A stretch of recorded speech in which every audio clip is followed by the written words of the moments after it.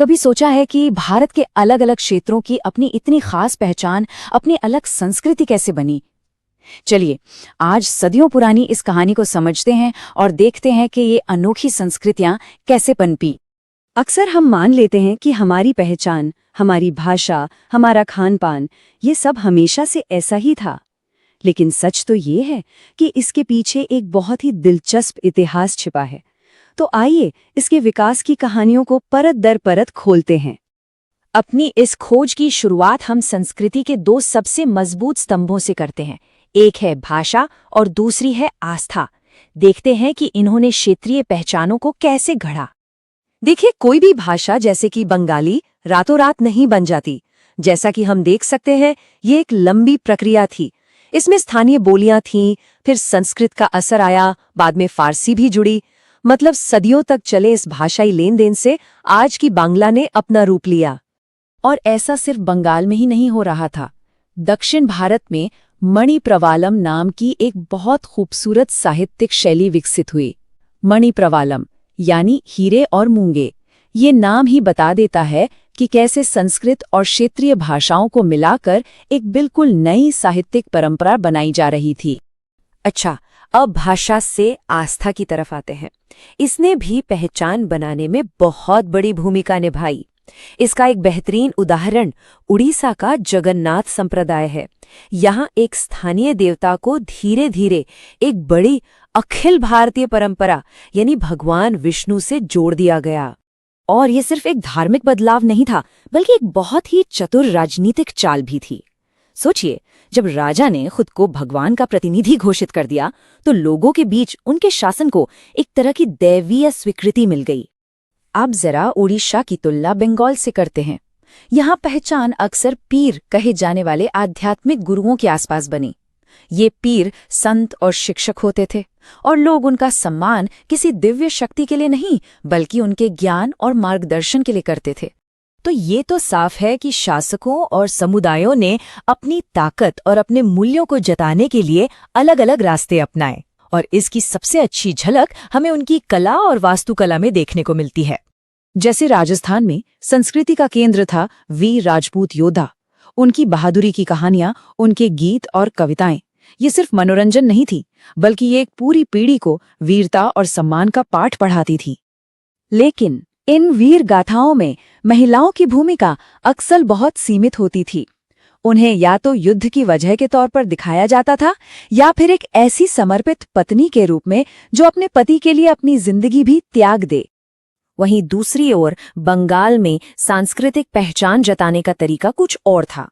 वहां जब व्यापारी और कारीगर समुदायों ने पैसा कमाया, तो उन्होंने अपनी नई हैसियत दिखाने के लिए बड़े बड़े मंदिर बनवाना शुरू कर दिया। और इन मंदिरों की सबसे खास बात पता है क्या थी? इनका डिजाइन वो इस इलाके की आम फूस की झोपड़ियों से लिया गया था। ये वाकई कमाल है कि कैसे एक साधारण सी झोपड़ी एक भव्य मंदिर की प्रेरणा बन सकती है।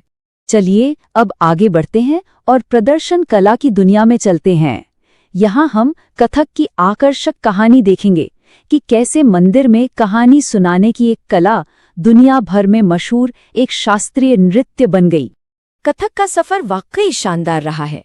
ये मंदिरों में कथा सुनाने वालों से शुरू हुआ, फिर भक्ति आंदोलन के दौर में इसमें राधा कृष्ण की कहानियां जुड़ गई, और आखिरकार मुगल और अवध के दरबारों में पहुंचकर इसने एक बेहद परिष्कृत और खूबसूरत कला का रूप ले लिया। जिस तरह शाही दरबारों ने नृत्य को संवारा, ठीक उसी तरह चित्रकला का एक बहुत ही नाजुक और बारीक रूप यानी लघु चित्रकला भी उन्हीं के संरक्षण में फला फूला।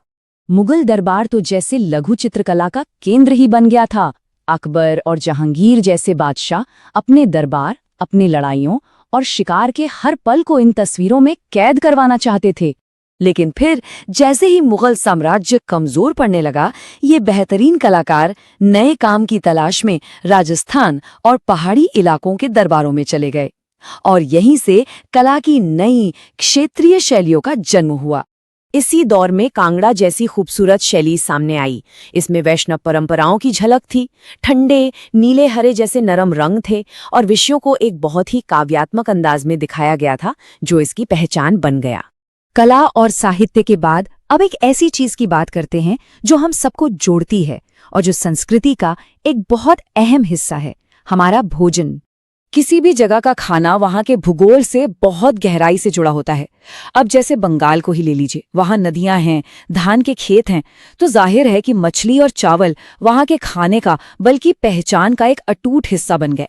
मछली वहां की संस्कृति में इतनी रच बस गई थी कि 13वीं सदी के एक संस्कृत ग्रंथ बृहधर्म पुराण में तो वहां के ब्राह्मणों को भी मछली खाने की खास इजाजत दे दी गई थी।